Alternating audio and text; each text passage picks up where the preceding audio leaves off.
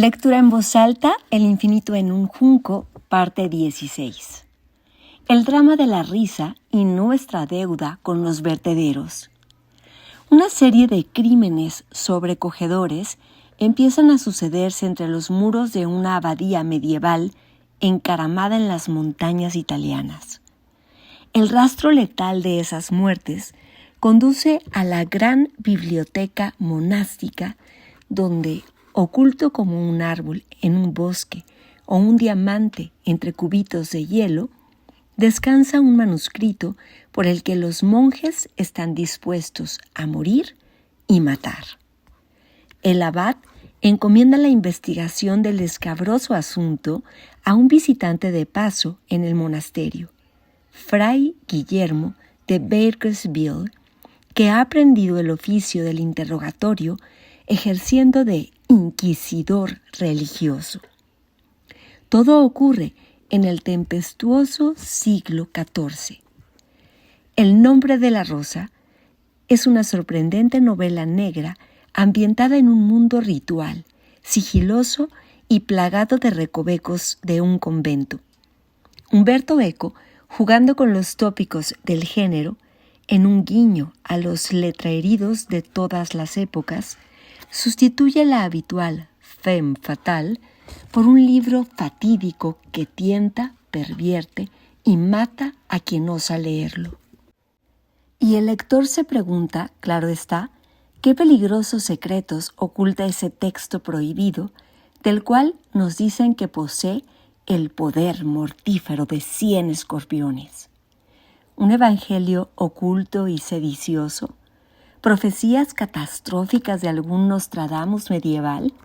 ¿Nigromancia? ¿Pornografía? ¿Blasfemias? ¿Esoterismo?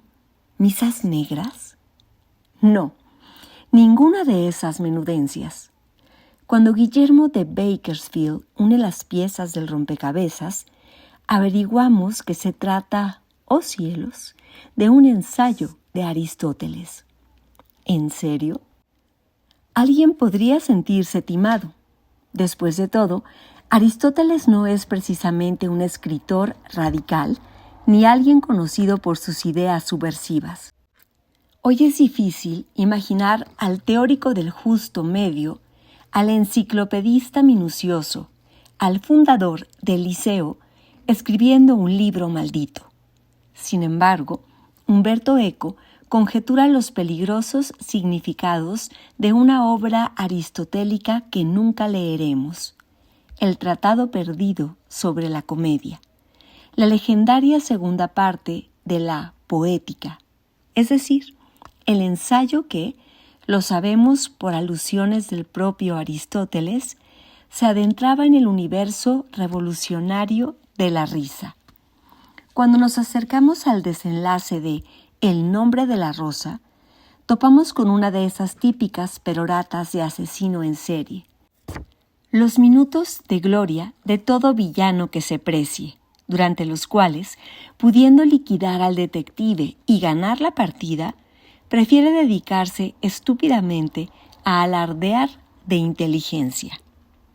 Aquí es donde el monje homicida explica, con un sensacional estilo apocalíptico, por qué los escritos de Aristóteles sobre la risa son peligrosos y deben ser eliminados. Ese libro eleva la risa a arte, la convierte en un objeto de filosofía y de pérfida teología. La risa libera al aldeano del miedo al diablo, porque en la fiesta de los tontos también el diablo parece pobre y tonto, y por tanto controlable. Pero este libro podría enseñar que liberarse del miedo es un acto de sabiduría. Cuando ríe, mientras el vino gorgotea en su garganta, el aldeano se siente amo, porque ha invertido las relaciones de dominación. Pero este libro podría enseñar a los doctos a legitimar esta inversión. De este libro podría saltar la chispa luciferina que encendería un nuevo incendio en todo el mundo. Si algún día, confiada al testimonio indestructible de la Escritura, el arte de la risa llegara a ser aceptable. Entonces no tendríamos armas para detener la blasfemia, porque apelaría a las fuerzas oscuras de la materia corporal, las que se afirman en el pedo y en el eructo, y entonces el pedo y el eructo se arrogarían el derecho de soplar donde quieran. El asesino imaginado por Umberto Eco nos da pistas para entender la aparente maldición que persigue a la comedia. El humor antiguo sufrió un gran naufragio. Desaparecieron todos los ejemplares del tratado aristotélico sobre la risa y, en cambio, ha sobrevivido sin problemas la otra mitad de la obra dedicada a la tragedia. Una multitud de comediógrafos griegos estrenaban en teatros repletos y entusiastas, pero solo se han salvado obras de uno de ellos, Aristófanes. La mayoría de los géneros literarios recogidos en el catálogo alejandrino, la épica, la tragedia, la historia, la oratoria, la filosofía, eran serios, solemnes incluso. Todavía hoy, el canon tiende a expulsar la risa. Una comedia tiene menos posibilidades que un drama de ganar Oscar. Nos sorprende que un escritor con vena humorística aterrice en Estocolmo. Los publicistas y los programadores de televisión saben que el humor vende, pero la academia se resiste a elevarlo al pódium del arte. La cultura de masas explota la risa degradándola. Nos entretienen con realities y sainetes, mientras la alta cultura rechaza la estética cutre y enarca la ceja ante ella. Tanta diversión intrascendente y el éxito de las sesiones de risoterapia parece reducir la risa a un desahogo individual o una efímera distracción. El investigador Luis Beltrán afirma que cometemos un error al considerar el humor como un fenómeno marginal y extraño. Lo extraño, añade, es la seriedad, que triunfó en este reciente periodo de desigualdad cultural y económica que llamamos historia. No olvidemos que esta etapa es solo la punta visible del iceberg. Hemos vivido de otra forma durante cientos de miles de años. La cultura primitiva, anterior a la escritura, a las monarquías y a la acumulación de riqueza, sería esencialmente igualitaria y alegre. El teórico ruso Mikhail Bakhtin describe cómo en sus fiestas, cubiertos con máscaras y disfraces, nuestros remotos antepasados celebraban, todos juntos, en una feliz confusión, sus triunfos en la lucha por la supervivencia. Semejante espíritu de igualdad existió mientras las sociedades fueron inevitablemente pobres y sus sistemas de organización muy simples. Pero, en cuanto a las nuevas civilizaciones agrícolas y monetarias hicieron posible enriquecerse, quienes tenían el granero más lleno se apresuraron a inventar las jerarquías. Los sectores que desde entonces han dirigido la sociedad desigual prefieren el lenguaje de la seriedad, porque en la risa más genuina late aún la rebeldía ante la dominación, la autoridad y los rangos, el temido desacato. De esta teoría bagitiniana me atrae la reivindicación de la risa, pero no creo en ese mundo esencialmente igualitario y alegre. Yo lo imagino terrorífico, autoritario y violento. Coincido más bien con la escena imaginada por Kubrick en 2001, Una odisea del espacio, cuando el primer individuo primitivo descubrió que podía usar un hueso como herramienta. Sin duda fue rápidamente a estrellarlo en la cabeza de un congénere. Las tribus no eran paraísos asamblearios, sino que tenían jefes. Es cierto que en comparación con nuestra época, apenas habría diferencias de riqueza dentro de los grupos, pero me temo que eso no impediría las manifestaciones de despotismo. Tú no entras aquí. Yo me quedo con el pedazo más grande de carne. La culpa de nuestra mala racha de caza la tenéis vosotros. Os expulsamos de la tribu, os masacramos y cosas por el estilo. Tampoco creo que la risa intente siempre restaurar la igualdad. También la hay cruel y reaccionaria. Las burlas de patio de colegio contra los más débiles o los chistes que se contarían los nazis en sus reuniones mientras echaban un cigarrillo.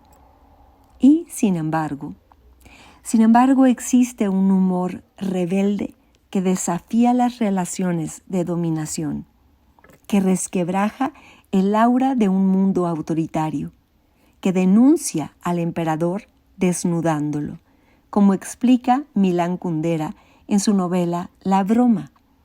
La risa tiene una enorme capacidad de deslegitimar el poder y por eso inquieta y es castigada. En general, los amados líderes de todas las épocas han aborrecido y perseguido a los cómicos que osaban ridiculizarlos. Los humoristas suelen tropezar con los regímenes y con los individuos más intransigentes. Incluso en las democracias contemporáneas estallan polémicas acaloradas sobre los límites del humor y la ofensa. En general, las posturas sobre este asunto dependen de si las convicciones en juego son las nuestras o las de otros. La tolerancia tiene conjunción irregular. Yo me indigno, tú eres susceptible, él es dogmático. Aristófanes, como Chaplin, encarna la risa rebelde y disidente.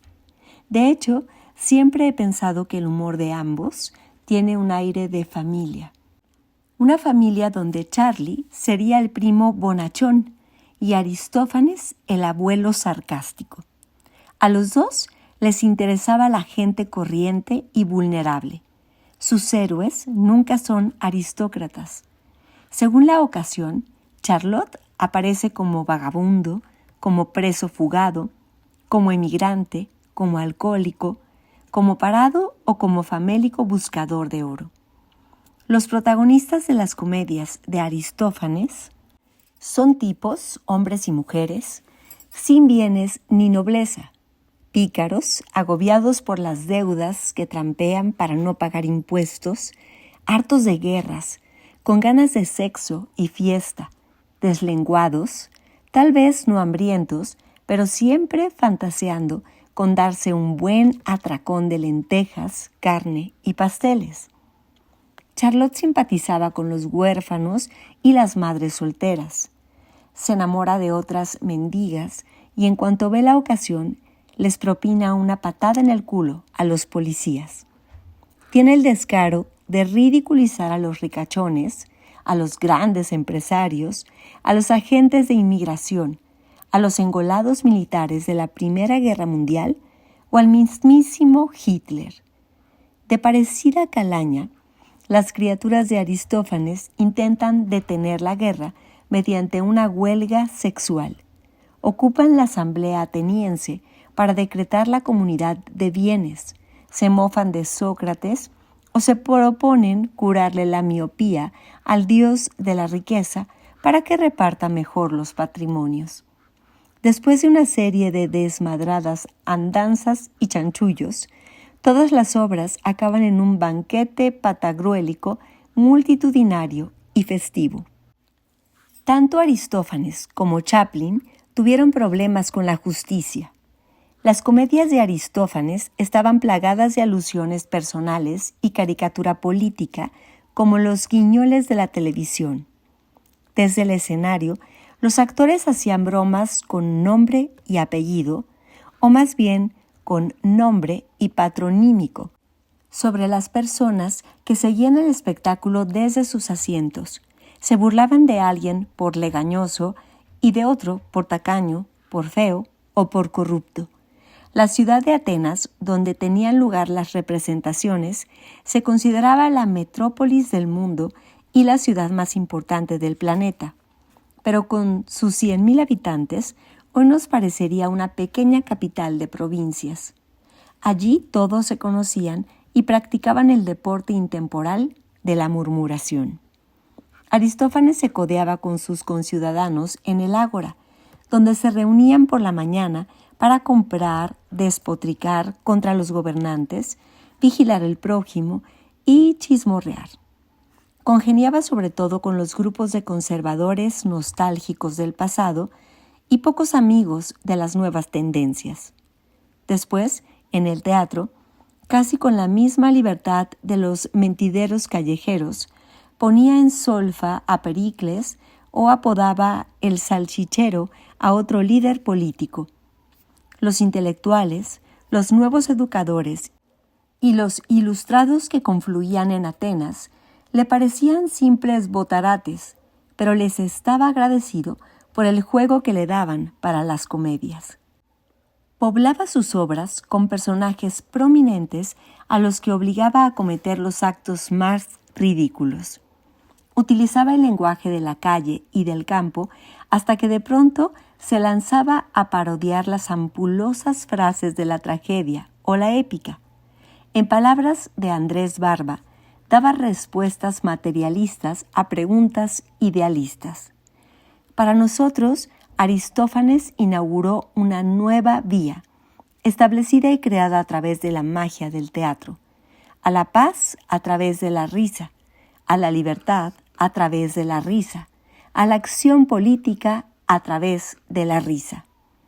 Este tipo de comedia, llamada comedia antigua, duró lo que la democracia ateniense contra la que tanto arremetió. El humor de Aristófanes no tuvo sucesor. Podríamos decir que acabó más que con él, antes que él. A finales del siglo V a.C., Atenas fue vencida por Esparta, que apoyó un golpe de estado oligárquico en la ciudad. Siguieron décadas de turbulencias políticas y ánimos quebrantados por la derrota. El tiempo de la crítica descarada había pasado. El mismo Aristófanes siguió escribiendo comedias, pero se volvieron cautas, con argumentos cada vez más alegóricos, sin alusiones personales ni sátira de los gobernantes.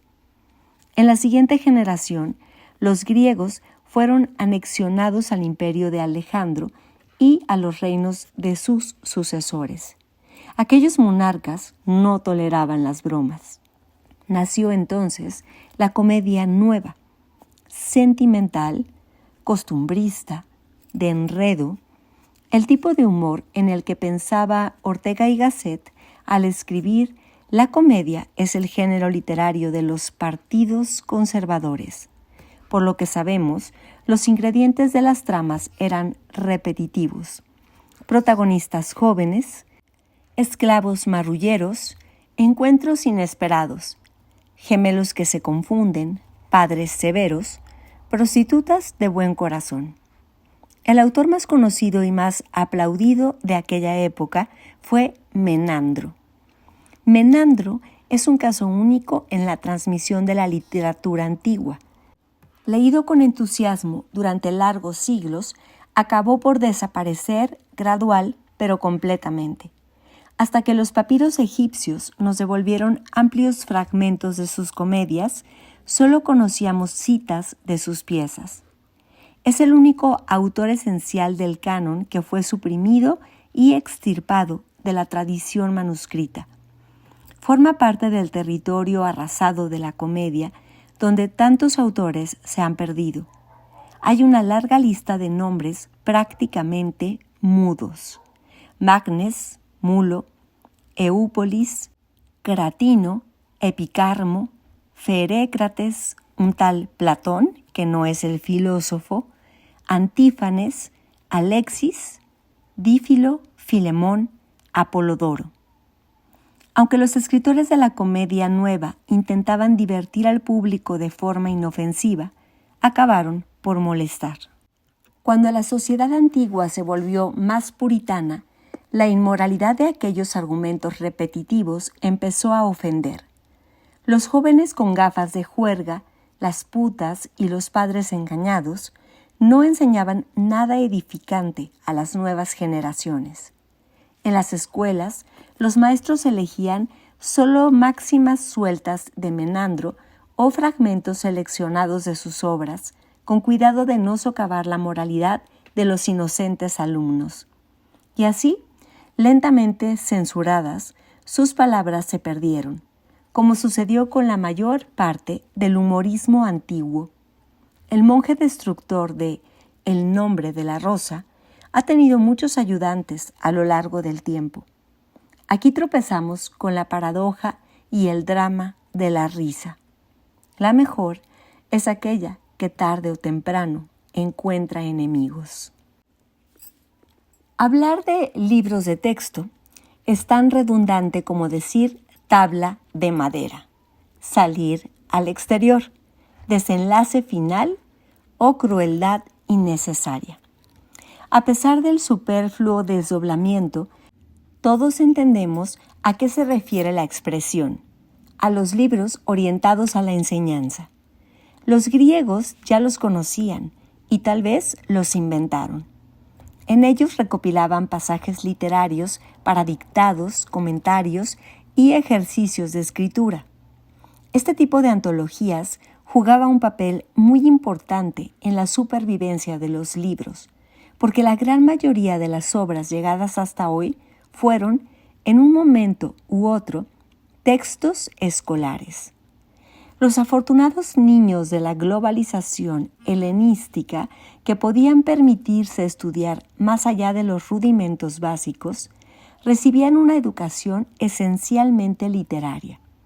En primer lugar, porque sus padres valoraban las palabras, la capacidad de comunicar, diríamos ahora, la fluidez de discurso y la riqueza verbal que se aprenden leyendo a los grandes escritores. Los habitantes del mundo antiguo estaban convencidos de que no se puede pensar bien sin hablar bien. Los libros hacen los labios, decía un refrán romano. En segundo lugar, por nostalgia.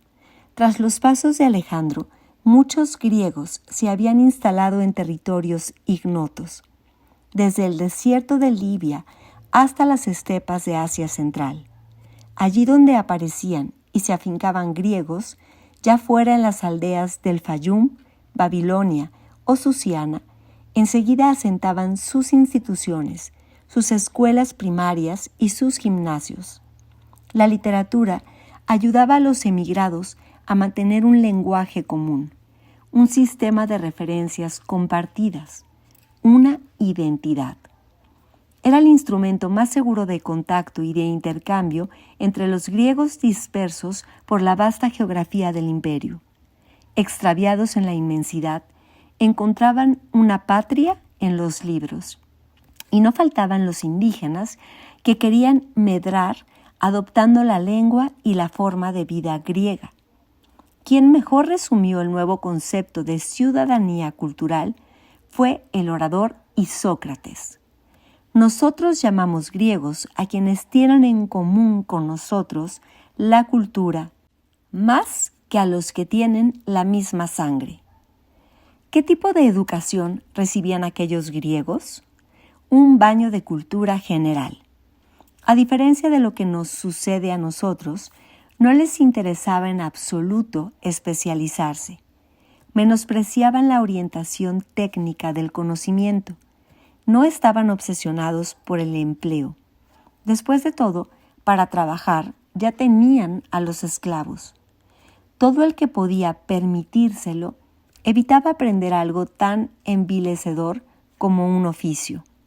Lo elegante era el ocio, es decir, el cultivo de la mente, la amistad y la conversación, la vida contemplativa. Solo la medicina, incuestionablemente necesaria para la sociedad, logró imponer un tipo de formación propia. A cambio, los médicos padecían un claro complejo de inferioridad cultural. Desde Hipócrates a Galeno, todos repetían en sus textos el mantra de que un médico también es un filósofo. no querían dejarse encerrar dentro de su esfera particular, sino que se esforzaban por mostrarse cultos y calzar en sus escritos alguna cita de los poetas imprescindibles. Para los demás, las enseñanzas y las lecturas eran en esencia las mismas a lo largo y ancho del imperio, lo que creaba un poderoso factor de unidad colonial. Este modelo educativo permaneció vigente durante muchos siglos. El sistema romano fue solo una adaptación del mismo concepto y se halla en la raíz de la pedagogía europea. El emperador Juliano, el apóstata, explicó en un ensayo las salidas profesionales que se abrían ante un estudiante formado según la tradición grecolatina de los conocimientos amplios. Dice Juliano que quien ha recibido una educación clásica, es decir, literaria, podrá contribuir al avance de la ciencia, ser líder político, guerrero, explorador y héroe. Por aquel entonces, los lectores aplicados gozaban de amplios horizontes laborales. Ya he dicho que durante los siglos III a I a.C., la alfabetización ganó terreno, incluso más allá de las clases dirigentes. El Estado empezó a preocuparse por reglamentar la educación, pero su estructura era demasiado arcaica y los mecanismos administrativos demasiado enquencles como para asumir el reto de una auténtica enseñanza pública.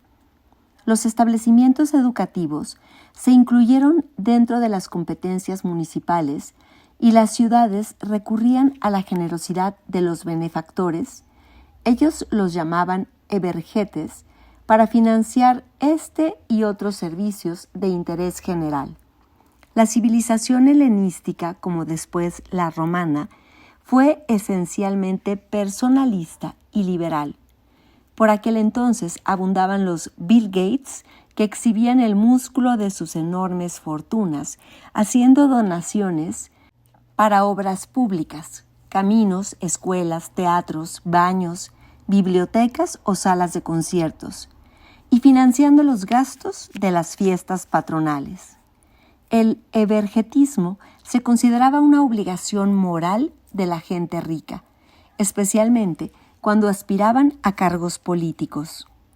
Una inscripción del siglo II a.C., hallada en Teos, una ciudad de la costa de Asia Menor, recuerda a un benefactor que se dio una suma capaz de asegurar que todos los niños nacidos libres reciban educación.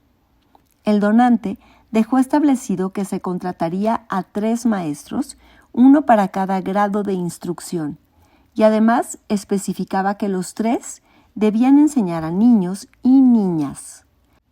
En Pérgamo se descubrió una inscripción fechada en el siglo III o II a.C., que también documenta la presencia de niñas en la escuela, ya que figuran entre las ganadoras en las competiciones escolares de lectura y caligrafía.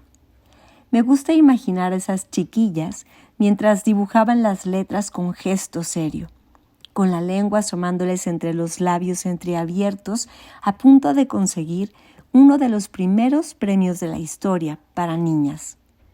Me pregunto si sabían que eran pioneras, si en sus fantasías más osadas soñaron que 25 siglos más tarde seguiríamos recordando sus victorias contra la ignorancia.